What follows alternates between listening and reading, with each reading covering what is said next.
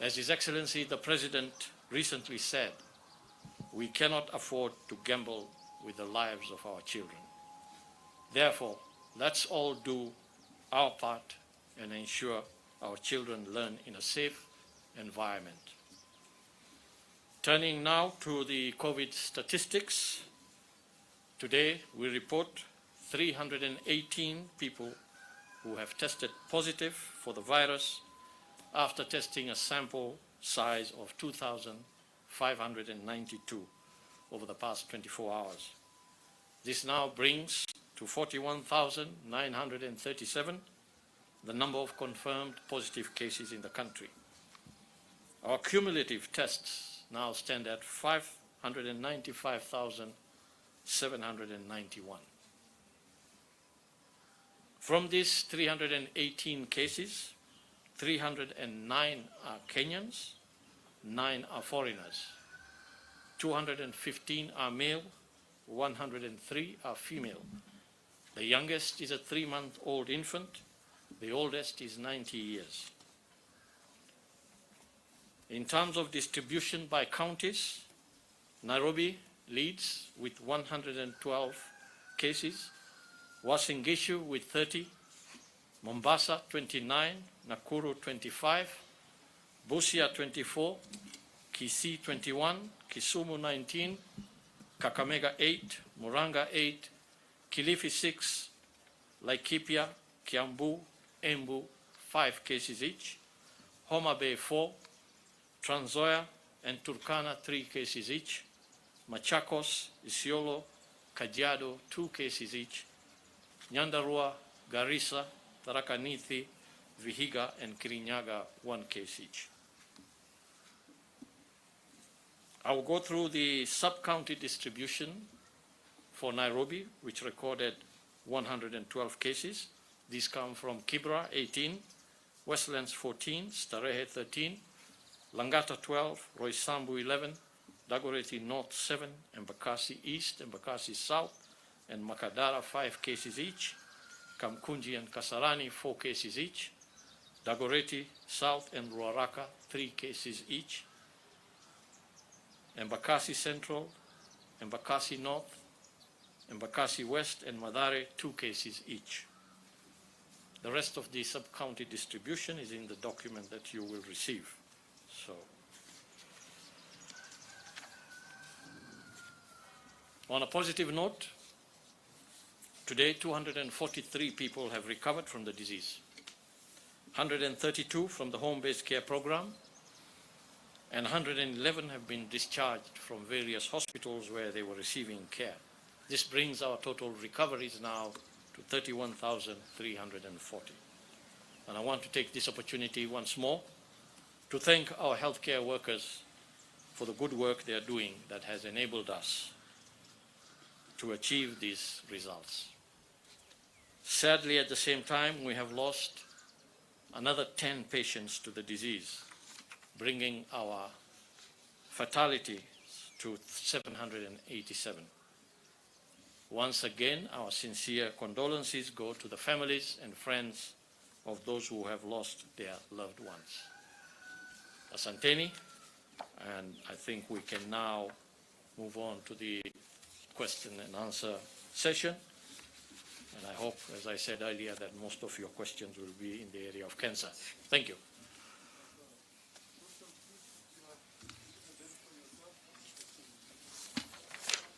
Good afternoon. Good afternoon. My name is Purity Muse from KBC.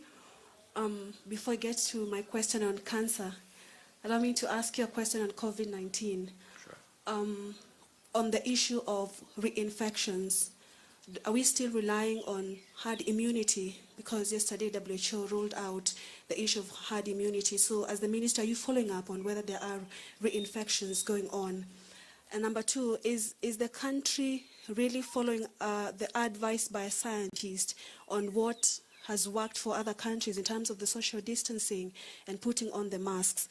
Or are we put down our guards? Maybe you can let us know about that.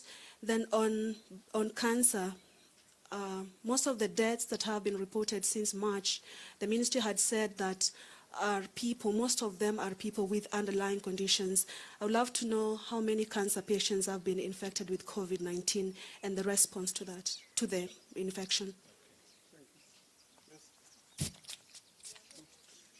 Good afternoon. My name is Duncan. I'm with Reuters, the news agency.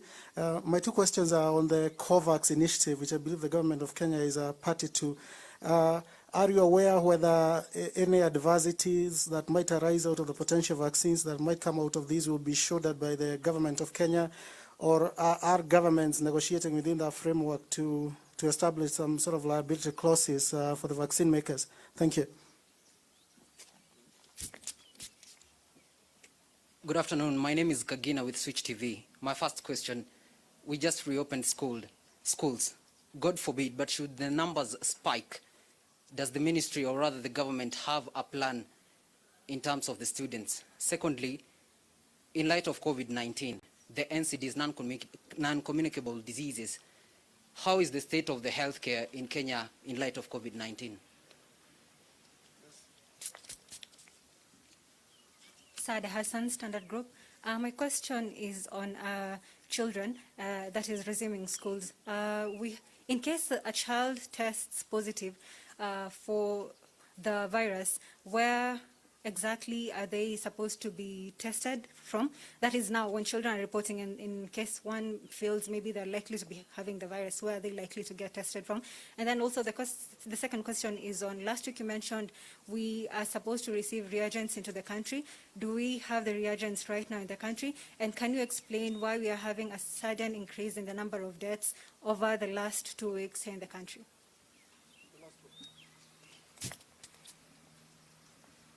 I'm Haimba from Ebro TV. Waziri, maybe I would just like to know how many cancer patients have we lost for the last 7 months so far, and at the same time they were suffering from COVID-19.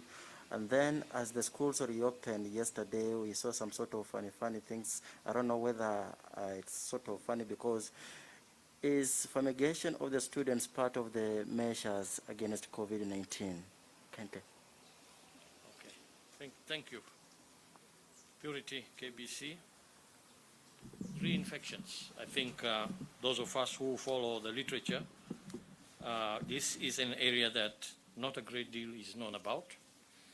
The whole subject of immunity and lasting immunity, how long this immunity lasts when one is infected and recovers from the COVID-19 disease, I think is a subject of intense inquiry all over the world. We're not sure whether this immunity actually lasts for long enough to be able to protect someone from a reinfection. There have also been reported cases of reinfection, by the way, and I've heard that we have also observed reinfections in our country as well.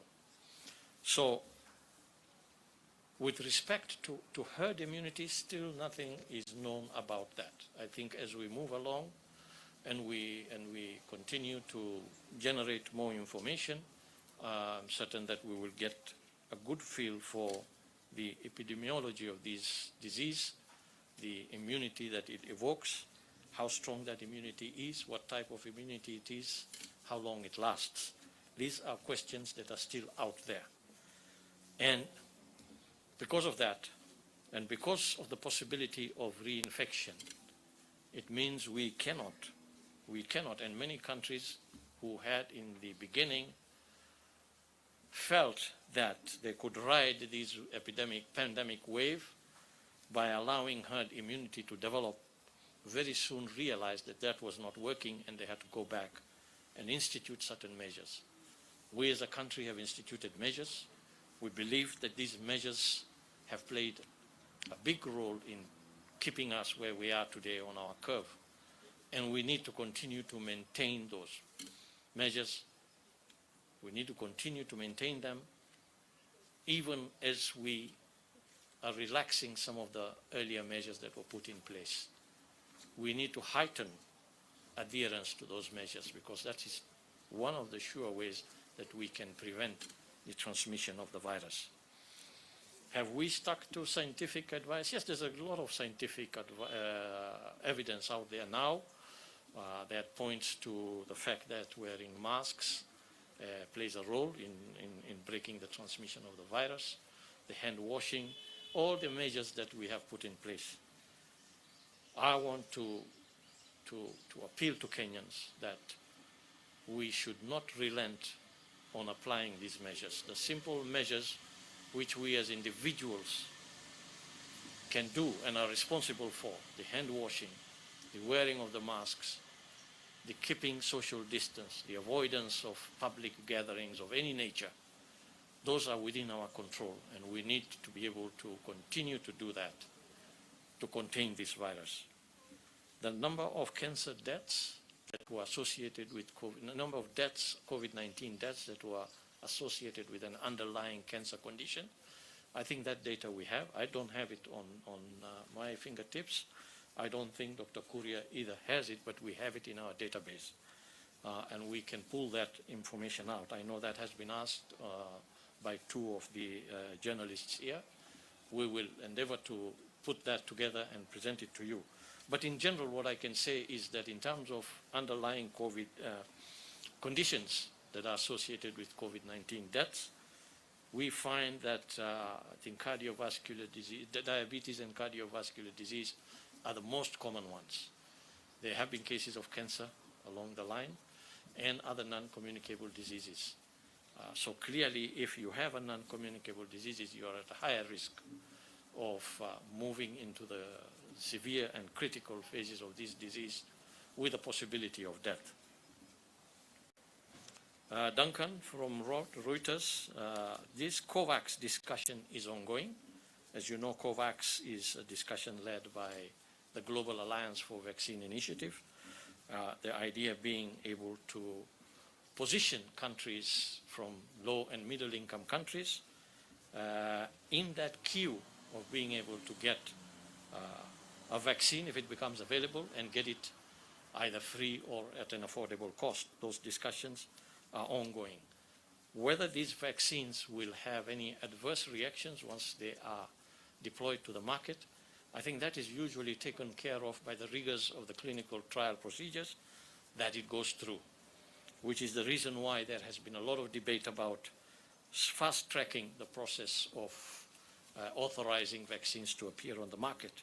I don't think that any country wants to take those shortcuts, because that is when you will not be certain whether you have actually unearthed all the major adverse reactions that could play themselves out once you apply this vaccine to the general population.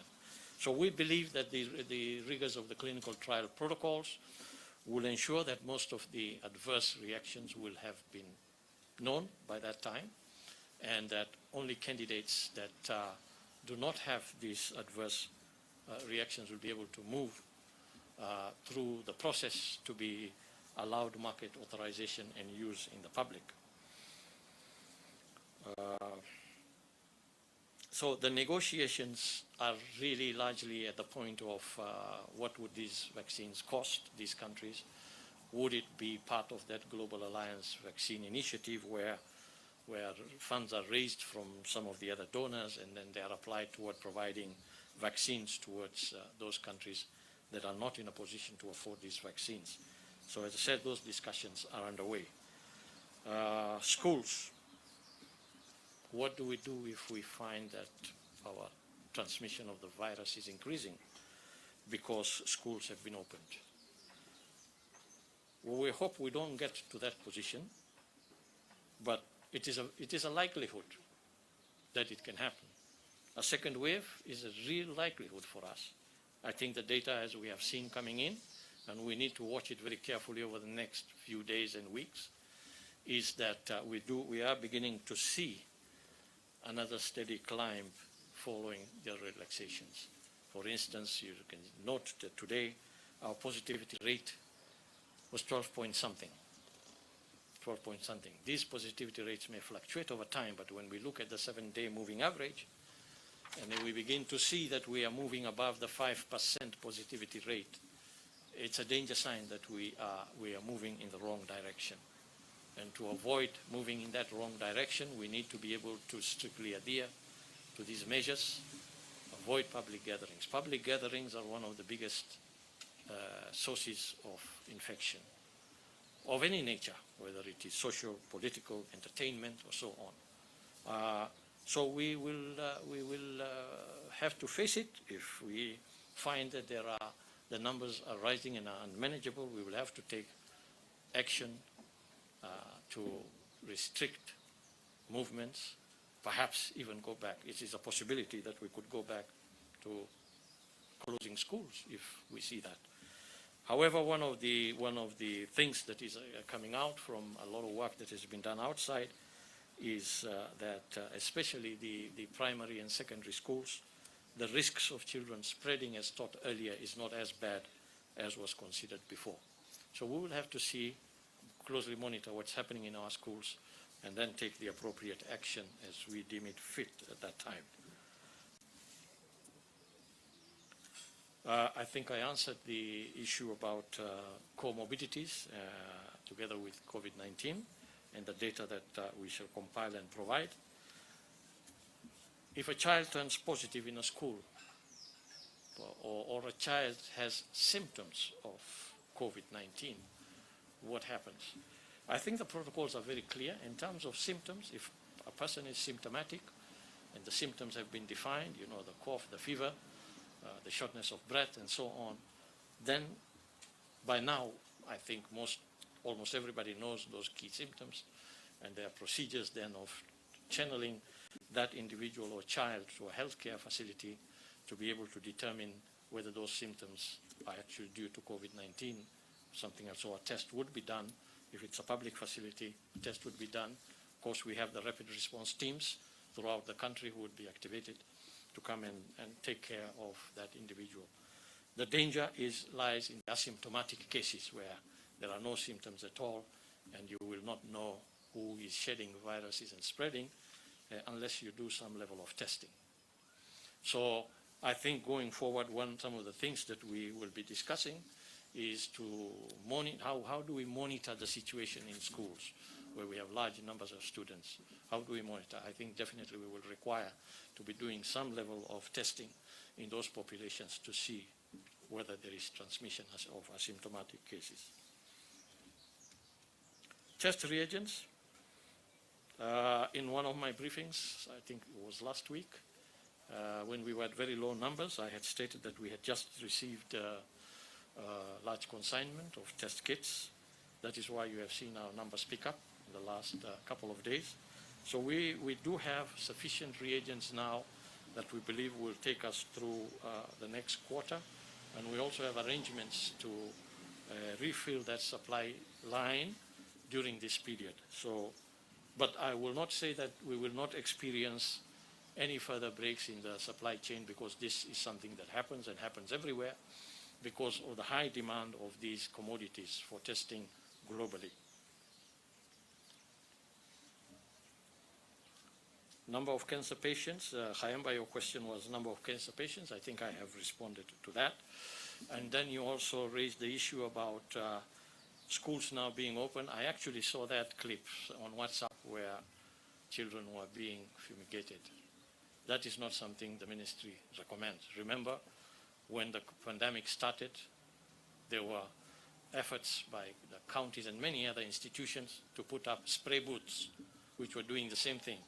We came out and we said, no, those things are not supposed to be applied on human beings, maybe surfaces, but not on human beings. We stopped that, and I think this one too, I know that our officers have noted it and are taking action to advise schools that something like that is not acceptable, to spray children with fumigants on their bodies, on their clothes and skin. So we are aware of that and we are taking action.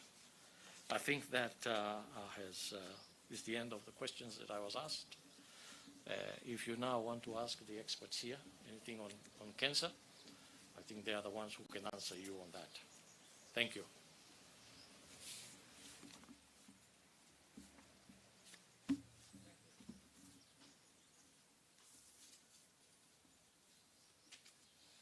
I thought the cameras came for cancer.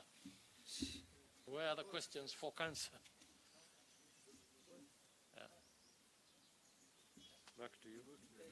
Take that.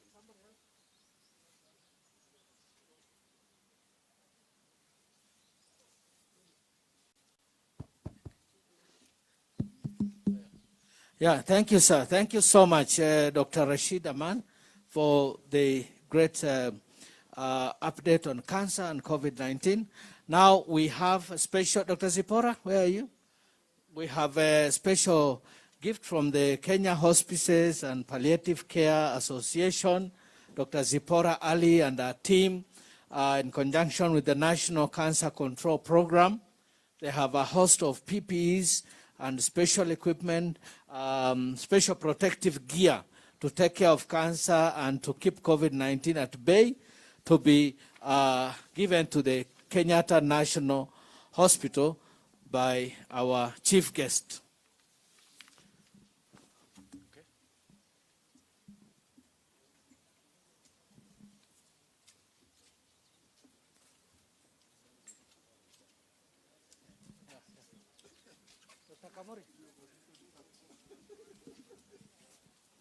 So one symbolic one.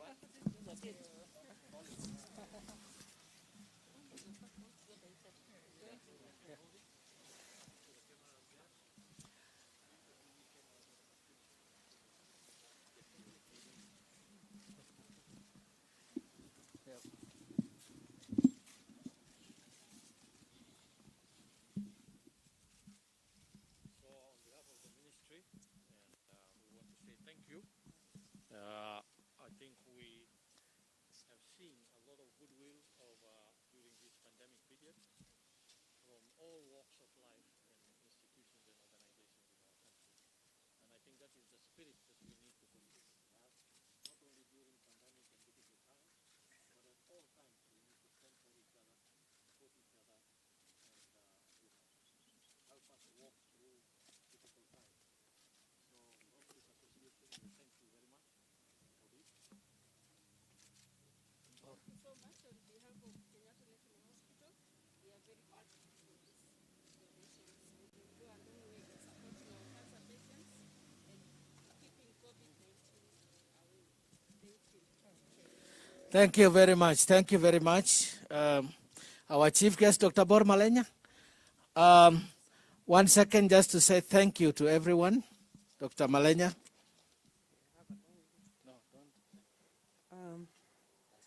Okay.